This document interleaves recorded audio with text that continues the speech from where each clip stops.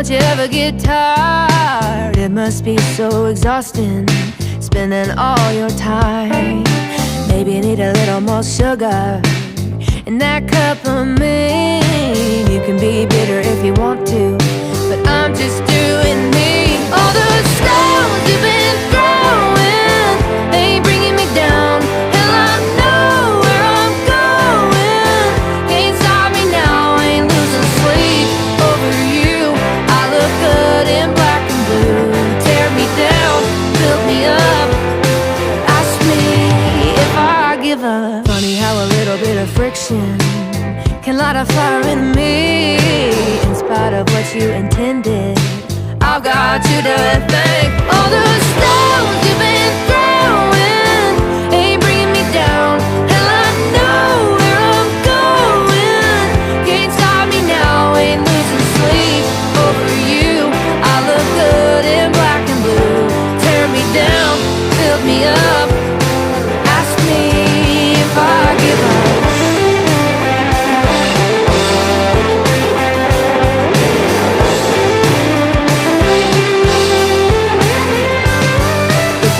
You get it. If you don't, you don't. When life gives you weeds, just roll them in your smoke. If you get it, you get it. If you don't, you don't. When life gives you weeds, just roll them in your smoke. If you get it, you get it.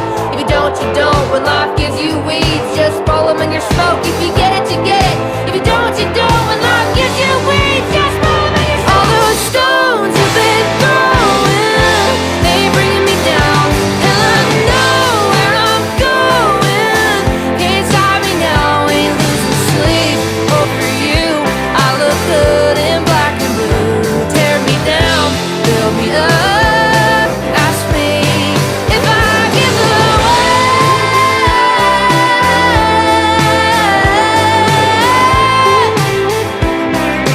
Go ahead and ask me, come on baby, ask me.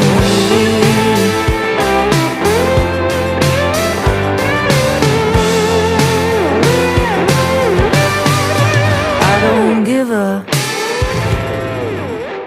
Well, ladies and gentlemen, that's our friend Allie Colleen with the last single, Stones, and it's come from the brilliant album of the same name that was from last year, and we've got it all the way from Nashville. Hi, Allie. Hi, how are you? We're doing good. We're doing good. Everything's sort of equaling out here in the UK. How's it over there? Good. Everything's good. Just I can't complain. Everyone's healthy and good and getting back to work and getting back to the swing of things. So everything's good. Oh, that's brilliant. But you've been a busy girl, haven't you? As busy as I can be. Yes. And enjoying every single second. Yeah, I mean, last time we spoke, the album had just come out. I think it was April last year, wasn't it? And we spoke a little bit after that, and it's just gone phenomenally well, hasn't it? It's reached really good start, really good charts standing, Yes, really, hasn't it? it's been really reassuring every step of the way. So in April, as we talked, we were going to do, because we did the physical release in April where you could buy the CD online, whatever the case was, but digitally we did a track at a time until November. So all year we kind of got to watch each song kind of do its thing on digital streaming, you know what I mean? Which drove more people to the website to get the album in full if they didn't want to wait, which was very flattering and reassuring as well. So just this last November, we had the release of the whole thing digitally, and it's just been fun to watch it. It's good, and there is it's great to watch your career unfold as well. You've gone from obviously your original single all the way working in progress, and that's what it's been. And what's really good with yourself is you've not stayed at a plateau. You've actually grown as an artist, and you can see that Right. as well with your writing and obviously the production and the content of your songs. And you're a proper country music gal, aren't you now? Thank you. We've tried really hard to be. And again, work in progress, we hope rings true my whole life.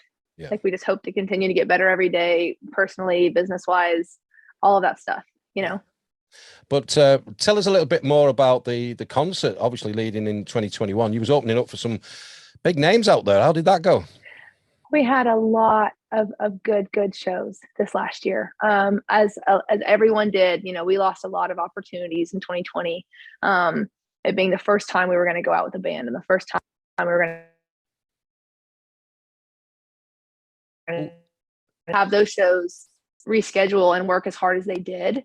reschedule for us, in 2021. It was amazing. But we got to do shows with Jody Messina and with Miranda Lambert and with Lee Brice and a couple of shows where Tanel Towns was a supporting act as well as we were. And I'm a huge fan of Tanel. So just a lot of really good stuff that was really rewarding. And I don't think beat is the word, but we're looking forward to seeing what we get to do this year.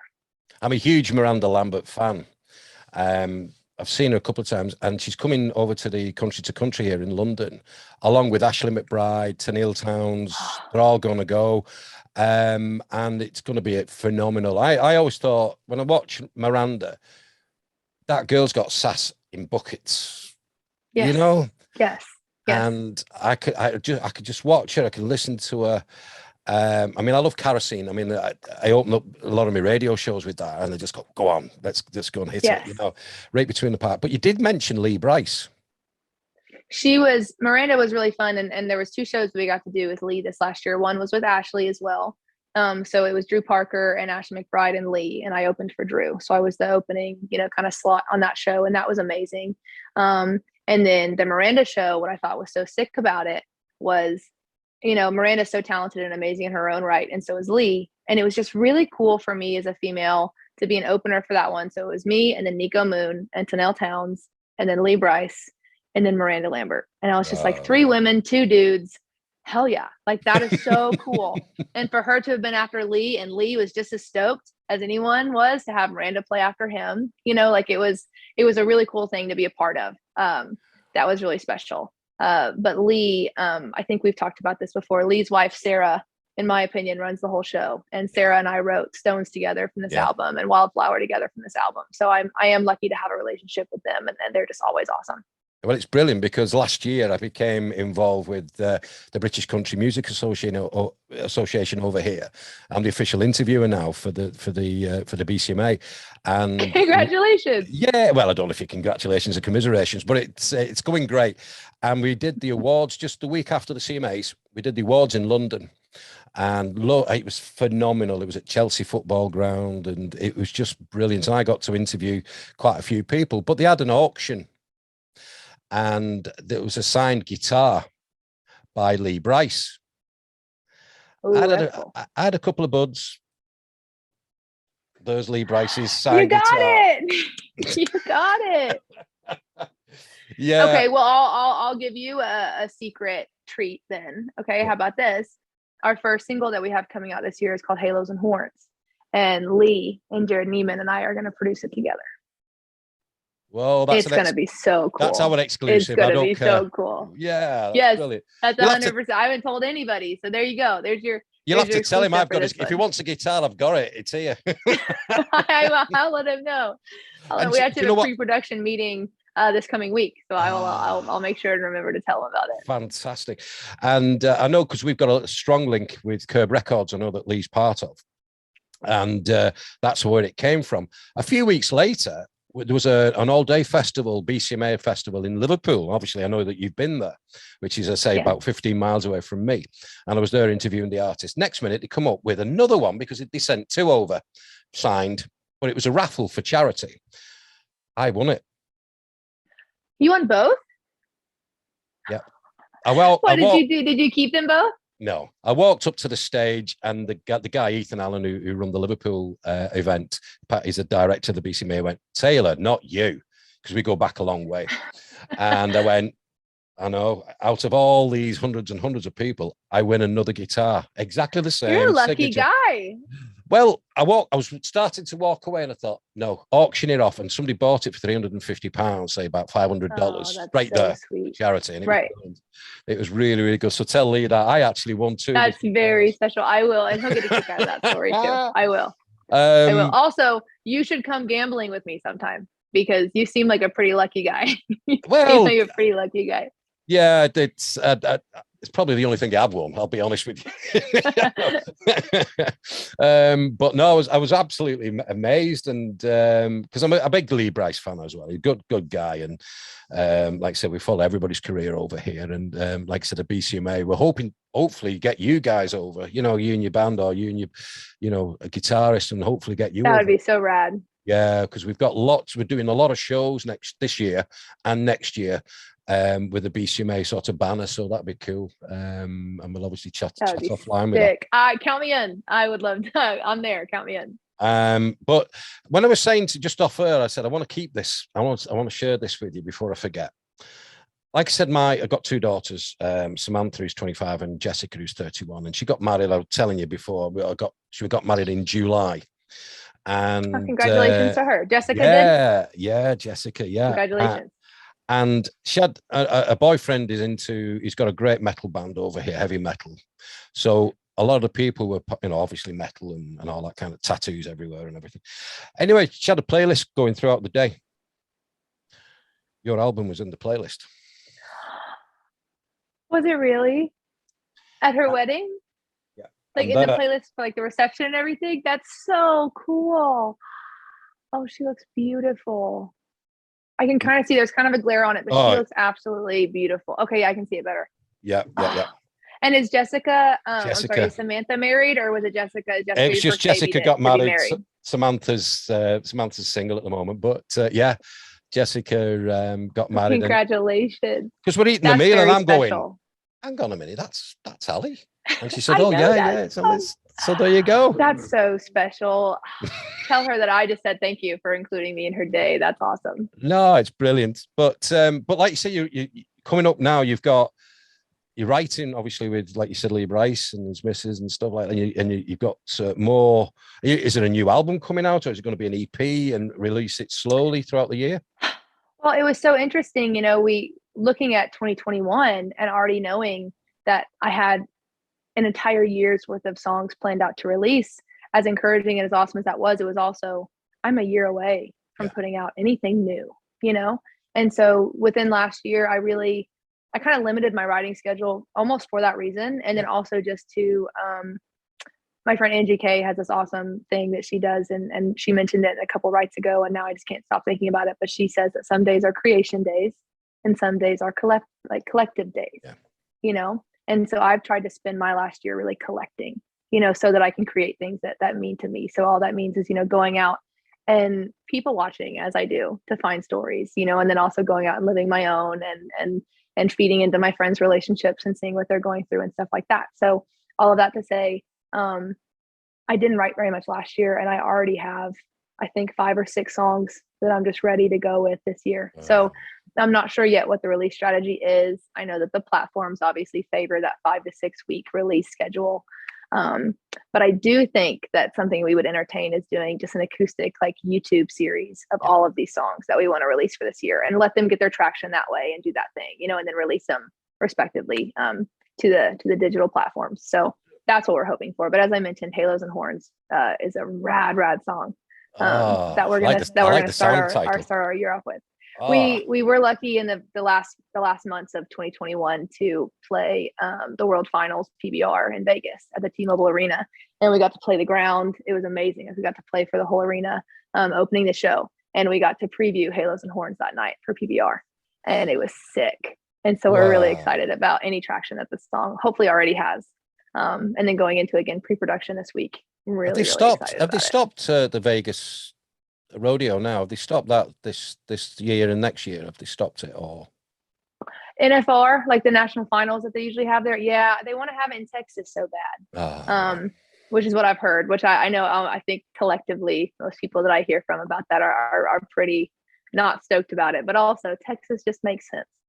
Yeah, I mean, it's sort of square hole and round, square peg round hole when you think of Vegas hosting that, and then it's like.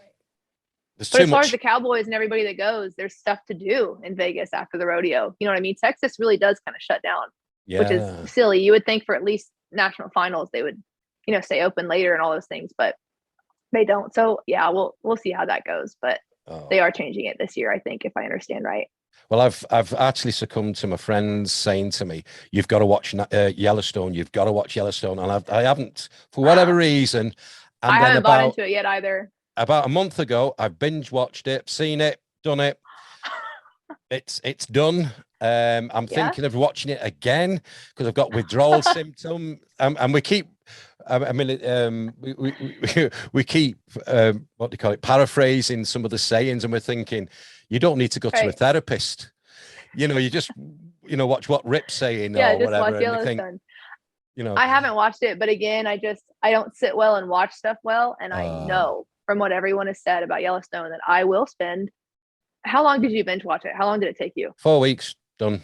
Okay, so I would spend 4 days in my house nonstop, you know what I mean, and knock it out and get it and not get anything done. I know I would. So that's the only reason I haven't watched Yellowstone yet. I'm literally not ready for the emotional involvement that I will have with Yellowstone. Oh, I've gone full in. I've got the hat, I've got the hoodie, got my ringtone. I love and do you have a duster though? No. See, You've got a duster, a Yellowstone duster. No, I don't have it. No. I just thought you meant like the cowboy persona, like you've bought all the things. I need to get one. You need a duster. One that it. clips around your legs so you can throw your legs over your horse. You know what I mean? I live near Liverpool. Might not get much use, but I use mine twice a year, and at both of those days, I am so grateful for it. Both those days, I'm like, I needed this. It is so cold because I usually don't ride on really cold days, but you bet that thing has saved me before. 1883. I mean, I tell you what, props to Tim McGraw. He's knocking out the park, him and Faith, on the offshoot of Yellowstone. Cool. It's so brilliant. So cool. And we can catch up with it here. We have sort of like gadgets over here that we can catch with American TV and Paramount and that. And then there's another one with Texas in mind, which is called 4 Sixes. I won't spoil it for you, but generally that's coming in the fall, in summer or late spring. And that's an offshoot of Yellowstone, but that's based in Texas. That's 4 Sixes. So you need to binge watch straight away, quick. Dang it. Don't encourage this, please. But I hear you. Everyone around me just talks about Yellowstone. Oh, we're just like, I mean, all my mates, and there's a question coming towards the end of this, which it's a different question with the same content that we've said before. But all my friends, we're just like UK cowboys, and we try and live the dream. We try and live the dream as much as we possibly can with our accent.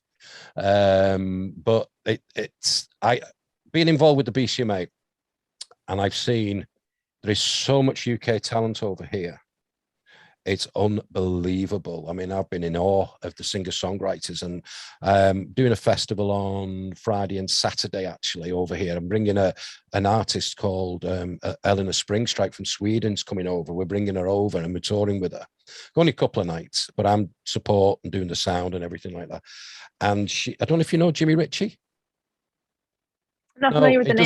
He does a lot of producing over in Nashville. He with Luke, Jake Owen and people. I think he either co-wrote or produced Twang for George Strait and things like that. But he's a producer and songwriter. Unfortunately, because of COVID and restrictions, he's not coming with us. She's got another guitarist in. But yeah, she's coming up to the north, and we're going to be doing a lot. But I've got a few other English artists, singer-songwriters involved as well. So it's going to be absolutely phenomenal.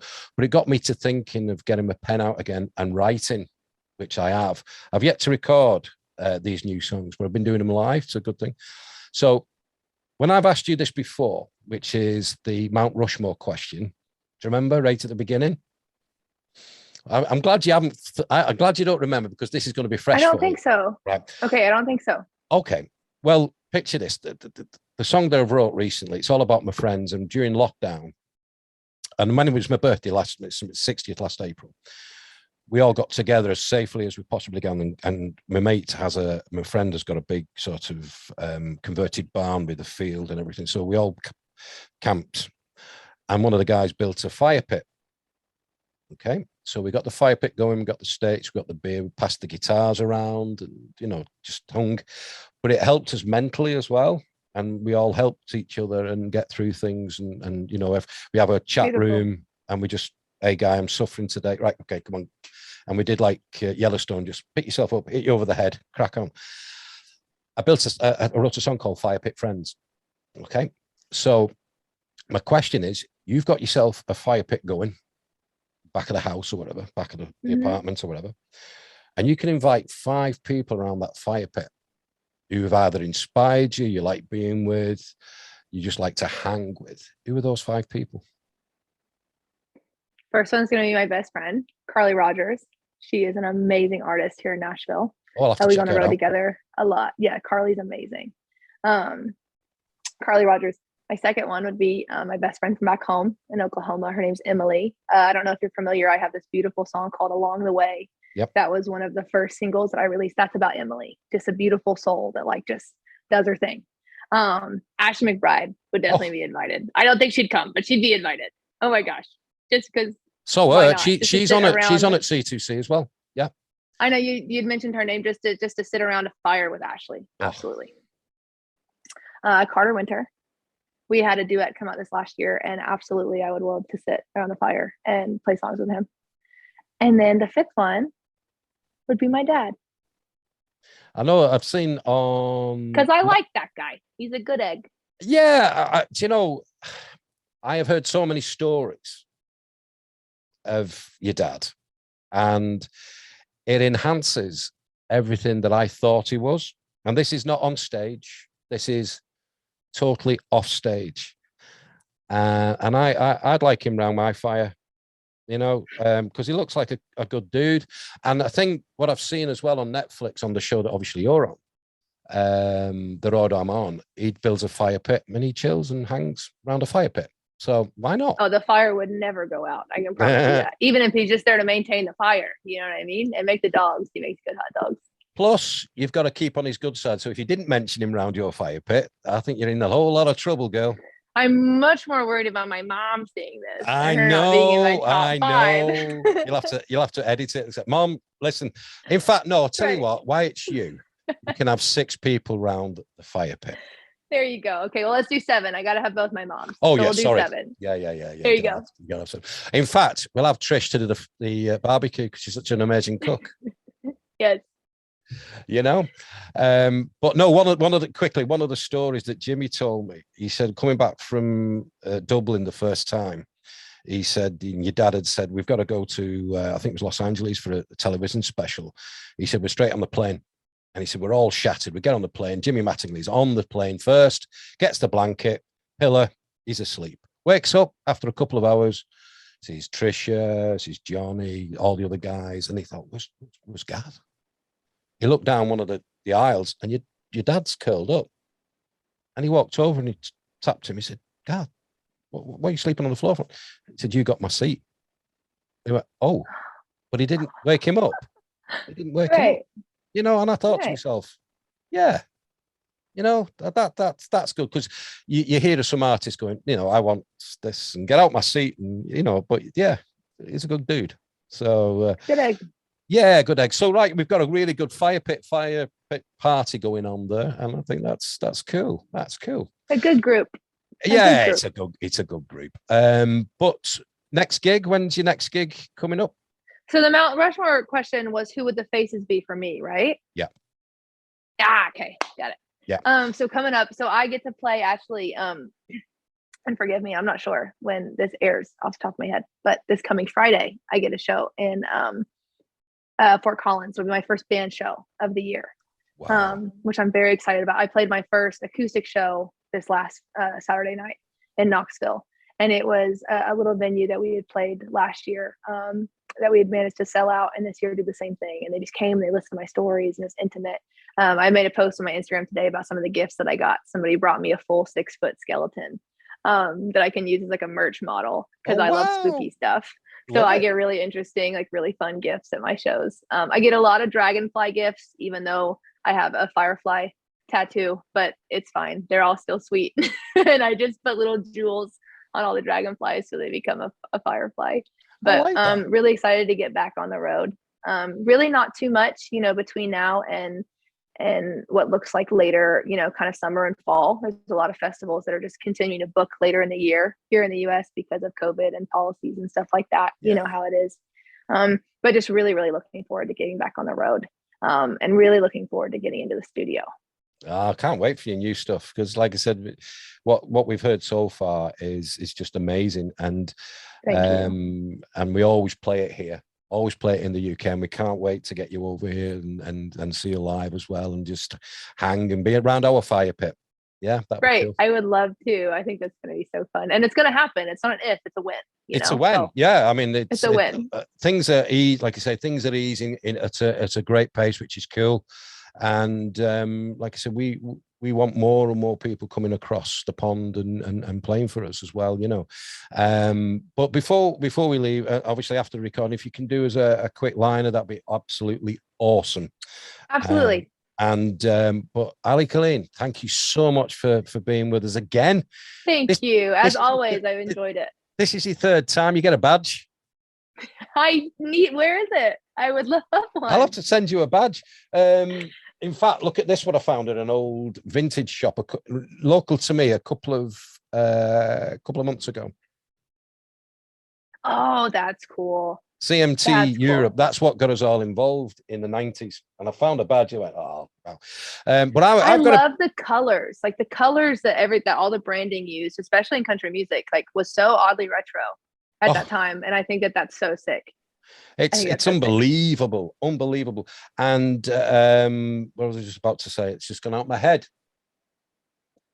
Something about CMT in Europe, right? Yeah, CMT in Europe, and we miss it. I've been trying to catch CMT over in America, and obviously on the sorts of devices we have over here.